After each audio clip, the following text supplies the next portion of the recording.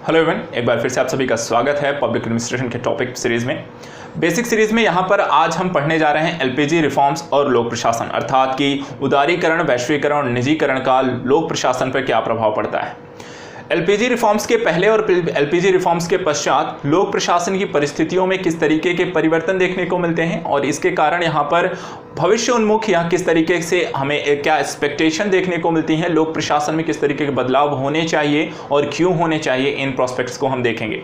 तो सबसे पहले इसको जानने समझने से पहले, लोक प्रशासन पर इसके प्रभावों को जानने से पहले हम ये जान लेते हैं एलपीजी क्या होता है और इसका क्या मतलब होता है।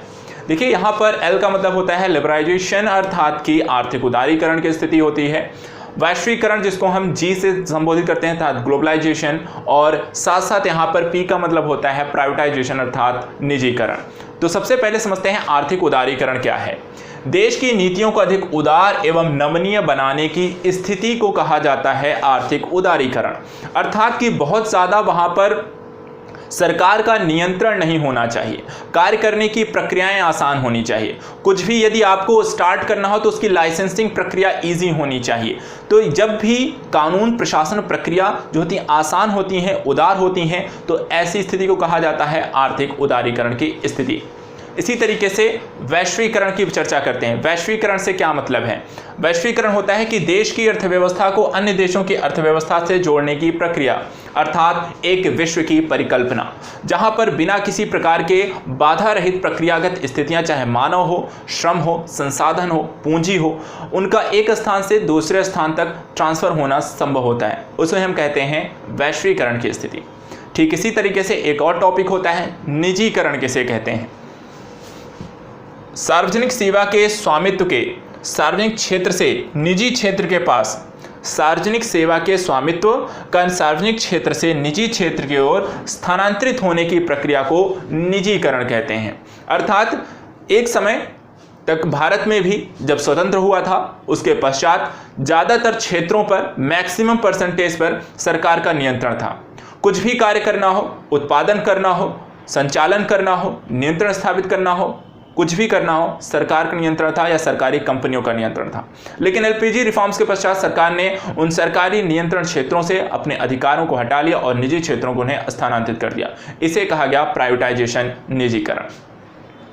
तो यहाँ पर एलपीजी रिफॉर्म्स भारत में कब आए? हम सबको पता है 1990 में जो एक प्रक्रियागत कह सकते हैं कि ऐसी समस्या प्रारंभ हुई जो 1991 तक आते आते भारत के लिए बैलेंस ऑफ पेमेंट की क्राइसिस को लेकर आती है। उसके कारण यहाँ पर भारत आईएमएफ से एक उधार लेकर आता है, जिसके कारण आईएमएफ ने कुछ उन्हें नई स्थितियों को अपनाने को बोला, जिसे एलपीजी रिफॉर्म्स बोला गया। एलपीजी रिफॉर्म्स का मूलतः जब हम पढ़ते हैं तो इकोनॉमिकल प्रोस्पेक्ट से पढ़ते आए हैं, लेकिन आज मैं आपको पढ़ाने जा रहा हूं कि एलपीजी रिफॉर्म्स का लोक प्रशासन पर क्या प्रभाव, प्रशासनिक प्रक्रियाओं पर क्या प्रभाव पड़ा और उसमें क्या क्या परिवर्तन देखने को मिलते हैं। तो चलिए देखते हैं। लोक प्रशासन के संदर्भ में यहाँ पर सबसे पहले लोक प्रशासन में जो प्रभाव पड़े हैं उनको देख लेते हैं। लोक प्रशासन की भूमिका का विस्तार हुआ। लोक प्रशासन की जो भूमिका रही, जो पहले की नए वैश्वीकरण के दौर में, एलपीजी रिफॉर्म्स के पश्चात और निजीकरण की प्रक्रिया के पश्चात, वहाँ पर लोक प्रशासन हर एक क्षेत्र तक विस्तारित हो गया। वो समाज में सिर्फ यहाँ पर टैक्स कलेक्शन का काम ही नहीं करता था, बल्कि समाज के लिए कल्याणकारी भूमिका के तौर पर हर एक प्रकार के कार्यों के संचालन, निगरानी और नियामकी भूमिका में आ गया। इसी के संदर्भ में कानून व्यवस्था को बेहतर बनाना, अर्थात सभी के लिए शांतिपूर्ण माहौल व्यवस्था उत्पन्न करना, चाहे उसके लिए उद्योगों का है कि विकास हो सके, लोगों को वहाँ पर न्याय मिल सके, आपराधिक गतिविधियों पर नियंत्रण किया जा सके, इसके लिए वहाँ पे कानून व्यवस्था का कह सकते हैं सुचारित रूप से संचालित होना और व्यवस्थित होना और सुदृढ़ होना बहुत ज़रूरी था। इसके पश्चात कल्याणकारी भूमिका का निर्वहन करना, अर्थात लोगों की सहायता करना। जो भी नियम, कायदे, कानून बनाए जाएं, उसके माध्यम से लोगों की जीवन शैली आसान हो। यदि उन्हें किसी प्रकार की समस्याओं का सामना करना पड़ रहा है तो वहाँ पर उन समस्याओं का निराकरण होना चाहिए, और ये निराकरण त्वरित गति से होना चाहिए, बहुत लेट लतीफ़ी नहीं होनी चाहिए। उन्हें यदि किसी कहते हैं किसी भी प्रॉब्लम्स की सॉल्यूशन चाहिए तो उन्हें त्वरित गति से उन्हें मिलना चाहिए। तो एक कल्याणकारी भूमिका के तौर पर होना चाहिए, जिसमें शिक्षा है, स्वास्थ्य है, परिवहन है, इन सारी चीज़ों की व्यवस्था उत्पन्न करना है और स्कूल, कॉलेज, मेडिकल, परिवहन, ट्रांसपोर्ट, बिजली, सभी चीज़ों के वहाँ पर एक भूमिका को सुनिश्चित करना है, लोगों तक पहुँचाना है। लोक प्रशासन की कार्य संस्कृति में परिवर्तन की भी आवश्यकता, क्योंकि 1990 के पूर्व की जो कार्य संस्कृति थी वो एक लाल फीताशाही की व्यवस्था थी। लाल फीताशाही भ्रष्टाचार की समस्या थी, जहां पर हर किसी भी प्रकार के कार्यों को एक चरण से दूसरे चरण तक जाने के लिए वहां पर सरकार का बहुत बड़ा हस्तक्षेप होता था। वो हर एक चीज़ पर नियंत्रण स्थापित करते थे। वहां कुछ भी करने के लिए आपको लाइसेंस चाहिए होता था और ऐसी स्थिति में वहां पर ब्यूरोक्रेसी जो होती थी बहुत ज़्यादा एक नियंत्रणकारी भूमिका रहती थी, कठोर कार्य की भूमिका में रहती थी, जिसके कारण वहां पर लोग अपना काम कराने के लिए वहां पर घूसखोरी और भ्रष्टाचार को जन्म देते हैं। लेकिन उन LPG रिफॉर्म्स के पश्चात जहां पर सरकार ने अपने लाइसेंस, कोटा, परमिट को और लाल फीताशाही की समस्या को समाप्त करने की व्यवस्था अपनाई और निजी सेक्टर को चीज़ों को ट्रांसफर किया, उसके बाद यहाँ पर इनकी जो भूमिका, इनकी कार्य जो संस्कृति थी, यहाँ पर एक नियंत्रणकारी की बजाय एक नियामकी भूमिका में परिवर्तित होने की देखी गई। प्रशासनिक सुधारों की भी आवश्यकता पड़ी। प्रशासनिक सुधार, किस प्रकार के प्रशासनिक सुधार? पहला, ऐसे महत्वपूर्ण पदाधिकारियों को एक सुनिश्चित कार्यकाल दिया जाना चाहिए जिनके ऊपर सामाजिक आर्थिक उत्तरदायित्व अधिक हैं। कहने का मतलब कि उच्चस्थ पदाधिकारियों को पर्टिकुलर किसी भी क्षेत्र में काम करने के लिए यदि नियुक्त किया जाता है तो उन्हें वहां पर एक लंबा कार्यकाल दिया जाना चाहिए, ताकि वो जो भी समस्याएं हैं उनको पहचान सकें, उनके लिए योजनाएं बना सकें और उनको त्वरित गति से निष्पादन कर सकें और लोगों को लाभ पहुंचा सकें। यदि शॉर्ट टर्म की अवधि होगी तो हो सकता है जितने समय तक वो समस्याओं को पहचानें और प्लानिंग बनाएं तब तक उनका वहां पर ट्रांसफर कर दिया जाए, जिससे विकास की प्रक्रिया वहां पर तीव्र गति से आगे नहीं बढ़ पाएगी। इसके अतिरिक्त जनता के संपर्क में अधिक रहने वाले विभागों जैसे पुलिस और राजस्व को पारदर्शी और तीव्र संचालन की स्थितियों में लाना, क्योंकि जनता को समस्याएं होती हैं तो वो पुलिस के पास जाएगी, टैक्स इत्यादि का कलेक्शन करना होता है तो राजस्व विभाग वहां पर आयकर विभाग इत्यादि देखते हैं, तो इसके संदर्भ में वो लगातार किसी न किसी कारण से इनके संपर्क में रहते हैं। लेकिन यदि जनता अपनी समस्या को लेकर पुलिस के पास जाए और पुलिस आपकी समस्याओं को वहां पर त्वरित गति से निष्पादन ना करे, वो कहते हैं कि कल आना, कल आओ, तो वहां कहते हैं एक हफ्ते बाद आना, एक महीने बाद आना, साल भर आना, और उसके बाद कहें कि मामला वहां पर केस को क्लोज कर दिया जाए और उनको न्याय ना मिले। तो ऐसी स्थितियों में जनता और प्रशासन के मध्य जो सहयोग होना चाहिए वो स्थापित नहीं हो पाता है। इसलिए यहाँ पे कहा गया कि प्रशासनिक सुधारों के अंतर्गत हमें इस पर काम करने की आवश्यकता है कि वहाँ पर जनता के संपर्क में अधिक रहने वाले विभागों को वहाँ पर पारदर्शी बनाना है, उनकी कार्य प्रक्रियाओं को, साथ ही साथ वहाँ पर उनके तीव्र गति से जनता की समस्याओं के निराकरण हेतु वहाँ पर उन्हें सक्षम बनाने के लिए भी कार्यरत या संपन्न बनाना है। इसके बाद अगला टॉपिक है कि सूचना क्रांति व ई-गवर्नेंस का प्रयोग करना है। सूचना क्रांति के माध्यम से जनता तक प्रशासन की जो कह सकते हैं कार्य, सरकार की या प्रशासन की जो भी सूचनाएं आती हैं, जो भी जानकारी आती है, इंफॉर्मेशन जो होती है, जागरूकता जो होती है, उन तक पहुंचाना। उसके पश्चात ई-गवर्नेंस की प्रक्रिया को आयोजित करना, जिसके तहत वहां पर इलेक्ट्रॉनिक माध्यम से प्रशासनिक गतिविधियों को संचालित करना, त्वरित गति से वहां पर सूचनाओं को वहां पर अपडेट किया जाना, वेबसाइट एंड पोर्टल और इंटरनेट के माध्यम से चीज़ों का वहां पर कंप्यूटरीकरण करना और वहां पर सारे डेटा को कंप्यूटरीकृत करने के बाद वहां पर चीज़ों को तीव्र गति से पूर्ण करने के कार्यों को वहां पर किए जाने संबंधी चीज़ों को इसमें सम्मिलित करना था। तो प्रशासनिक सुधारों के अंतर्गत यदि हम स्थितियों को देखें तो यहाँ पर 3 अलग अलग स्थितियों को इसमें सम्मिलित किया गया कि महत्वपूर्ण पदाधिकारियों को एक लंबा और व्यवस्थित कार्यकाल दिया जाना चाहिए, जनता के संपर्क में आने वाले विभागों को यहाँ पर पारदर्शी और तीव्र बनाया जाना चाहिए और सूचना क्रांति व ई-गवर्नेंस का अधिक से अधिक प्रयोग करना चाहिए। इसके बाद एक नई चीज़ देखी गई कि ये तो हो गया कि उन LPG रिफॉर्म्स के पश्चात की स्थितियों के संदर्भ में वहाँ पर क्या किया गया और अब तक हमने क्या देखा है। इसके साथ साथ प्रशासन को हमें भविष्योन्मुखी भी तैयार करना है कि भविष्य में आने वाली परिस्थितियों और समस्याओं के प्रति भी क्या वो उतना तैयार है और नहीं है तो उसे क्या क्या किन किन चीज़ों के लिए तैयार रहना चाहिए। तो आइए देखते हैं ऐसे कौन कौन से क्षेत्र हैं और क्या क्या काम कर सकते हैं। तो देखिए यहाँ पर नई भूमिकाओं व क्षेत्रों में किस तरीके का लोक प्रशासन का कार्य होना चाहिए उसके संदर्भ में पहला है साइबर कानून का निर्माण। वर्तमान समय जब आप कंप्यूटरीकरण की स्थिति में आते हैं, इंटरनेट का प्रयोग करते हैं, ई गवर्नेंस को अपनाते हैं, तो साइबर क्राइम एक बड़ी घटना के रूप में सामने आई है, जिसके अंतर्गत हैकिंग होती है। वहाँ पर आपके साथ ही वहाँ पर नेट सर्फिंग इत्यादि जो भी है, हैकिंग के माध्यम से आपकी जो सारी जो जानकारी है वो वहाँ पर वो चुरा ली जाती है। और उसके बाद वहाँ पर रैंसमवेयर जैसी घटनाएं वहाँ पर आपने देखी हैं, रैंसम मांगे जाते हैं, वहीं से आपकी साइट को हैक करने के बाद वहाँ फिरौती इत्यादि की मांग की जाती है। इसके अतिरिक्त वहाँ पर बहुत बड़े स्तर पर जालसाजी इत्यादि की समस्याएं भी वहाँ पर आपको देखने को मिलती हैं। साथ ही इंटरनेट के माध्यम से जो भी है मादक पदार्थों और पैसों की जो हेरा फेरी है वो भी वहाँ पर की जाती है।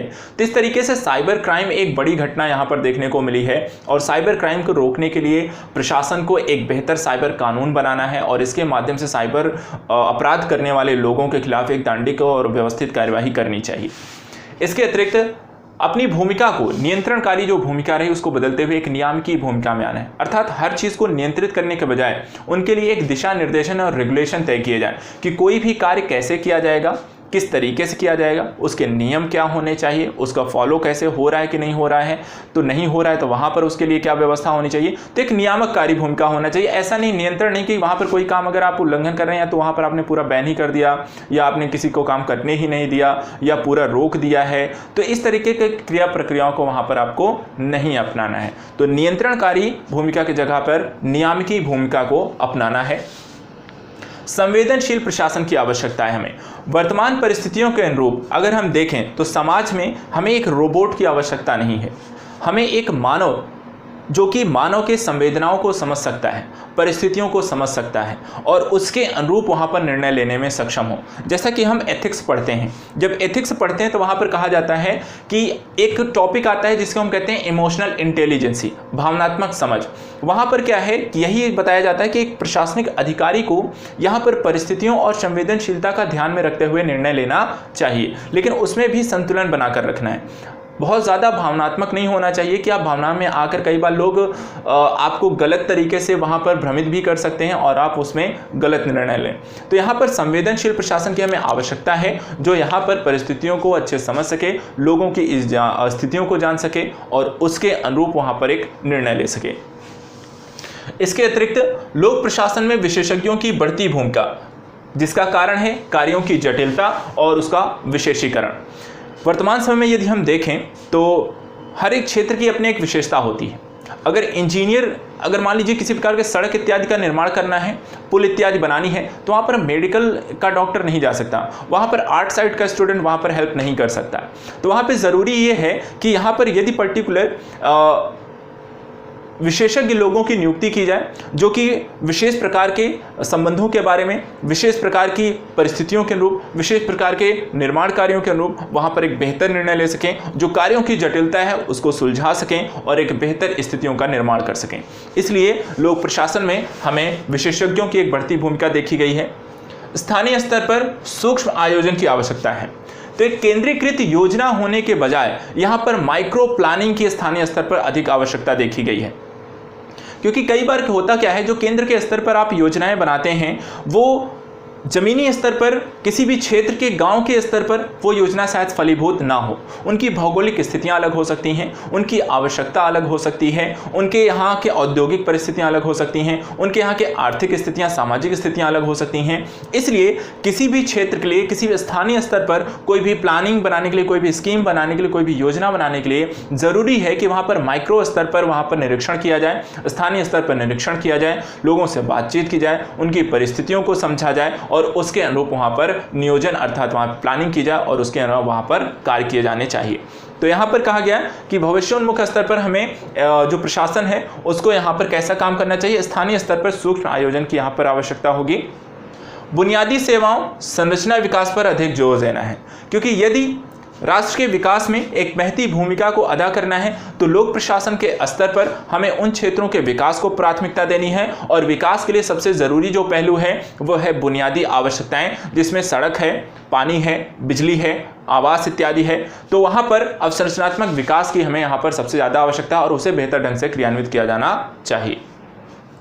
नीतियों के कार्यान्वयन व मूल्यांकन पर अधिक जोर हो। मूलतः नीतियाँ बनाना आसान है, एक बार नीतियां बनाई जा सकती हैं, लेकिन यदि उन नीतियों को सही तरीके से लागू ना किया जाए तो उस नीतियों का फिर कोई मूल्य नहीं रह जाता है।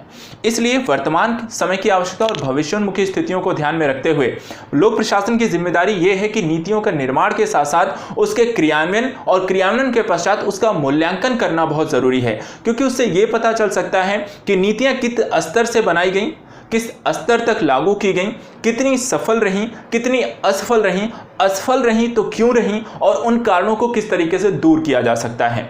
उसके अनुरूप फिर हम अगली पॉलिसीज में विफल नहीं होंगे, हम एक सही पॉलिसी लेकर आएंगे, उसे लागू इंप्लीमेंटेशन करेंगे और वहां पर इन फ्यूचर उसको बेहतर तरीके से रिजल्ट प्राप्त कर सकते हैं, बेहतर परिणाम प्राप्त कर सकते हैं। इसलिए नीतियों के कार्यान्वयन व मूल्यांकन पर अधिक बल दिया जाना चाहिए। इसके अतिरिक्त प्रतियोगिता को बढ़ावा देना है। प्रतियोगिता को बढ़ावा देने के संदर्भ में क्या करना है कि यहां पर जो अलग अलग विभागों के मध्य और एक ही विभाग के अंतर्गत यहां पर प्रतिस्पर्धा को बढ़ावा दीजिए, जिससे क्या हो कि एक दूसरे विभागों के मध्य कौन बेहतर काम कर रहा है, कौन जनता के संदर्भ में, यहां पर सरकार के संदर्भ में, राष्ट्र के संदर्भ में बेहतर काम करता है, विकास में योगदान दे पा रहा है। तो उसके संदर्भ में जब प्रतिस्पर्धा होगी तो एक विभाग दूसरे विभाग से प्रतिस्पर्धा करेगा तो वहां पर ज्यादा से वो बेहतर करने की कोशिश करेगा, तो उसके त्वरित निपटान की आवश्यकताओं को सुनिश्चित करेगा, विकासात्मक कार्यों को प्राथमिकता मिलेगी और लोगों को उसका लाभ मिलेगा। तो इस तरीके से प्रतिस्पर्धा को बढ़ावा दिया जाना चाहिए। और एट द लास्ट लोक प्रबंधन की अवधारणा को व्यवसायिक दृष्टिकोण से को बढ़ावा मिला है। वर्तमान समय में यदि हम देखें तो लोक प्रशासन की जो अवधारणा है वो लोक प्रबंधन की अवधारणा में बदल गई है, और लोक प्रबंधन की जो अवधारणा है वो कह सकते हैं एक प्रोफेशनल अप्रोच को ज़्यादा प्राथमिकता देती है, व्यवसायिक दृष्टिकोण को ज़्यादा प्राथमिकता देती है। और इसके कारण वहाँ पर लोगों के कह सकते हैं कि जब भी निजी सेक्टर जैसे काम करता है वो बेहतर कार्य नीतियों को लेकर आएगा, बेहतर तकनीकी लेकर आएगा और अपनी जो भी कार्य करता है उसकी क्वालिटी को मेंटेन करने के लिए काम करता है, क्योंकि उसका टिका रहना मार्केट में तभी संभव है जब वो बेहतर कार्य करता रहेगा। इसी तरीके से लोक प्रशासन में भी यदि हम इसी दृष्टिकोण को विकसित कर पाएं, अर्थात लोक प्रबंधन के अंतर्गत वहां पर एक प्रोफेशनल अप्रोच को विकसित कर पाएंगे, तो उससे भी यहां पर जो फायदा होगा वो प्रशासन को होगा, समाज को होगा और राष्ट्र को होगा। तो इस तरीके से एलपीजी जो रिफॉर्म्स आया, एलपीजी रिफॉर्म्स ने प्रशासन के स्तर पर, उनके सोचने की प्रक्रिया पर, कार्य करने की शैली पर और उनके दृष्टिकोण को बदलने के लिए एक बहुत बड़ी भूमिका के तौर पर देखा जाता है। तो आई होप आपको यहाँ पर चीज़ें समझ में आ गई होंगी, एलपीजी रिफॉर्म्स का लोक प्रशासन क्या प्रभाव पड़ा है और फिर फ्यूचरिस्टिक संदर्भ में या किस किस चीज़ों की ओर हम और देख सकते हैं, इसमें किन किन चीज़ों को और भी सुधार किया जा सकता है। तो आज के टॉपिक में यहाँ पर इतना ही। इस बेसिक कॉन्सेप्ट सीरीज में आज हमने इस टॉपिक को देख लिया है। नेक्स्ट टॉपिक में कुछ और चीज़ों के साथ मिलेंगे और साथ ही आपकी यहाँ पर लगभग पहला चैप्टर जो है लोक प्रशासन के अंतर्गत वहाँ पर हमने कंप्लीट करने की ओर है। लगभग सारे टॉपिक हो गए हैं, तो हम यहाँ पर कुछ आंसर राइटिंग की प्रैक्टिस भी करेंगे अगले कुछ सेशंस में, जिसके माध्यम से आपको समझ में आए कि इन टॉपिक्स को पढ़ने के पश्चात यदि आपको इससे रिलेटेड क्वेश्चन आता है तो उसको कैसे आंसर फ्रेम करेंगे। तो ठीक है, तो नेक्स्ट इसको सारा कुछ जितने भी वीडियो हो गए हैं उनको एक बार आप लोग देख लीजिएगा, रिवीजन कर लीजिएगा। नेक्स्ट एक आध दो वीडियो में मैं आपकी आंसर राइटिंग प्रैक्टिस भी कराने जा रहा हूँ। आज के लिए इतना ही। Thank you so much.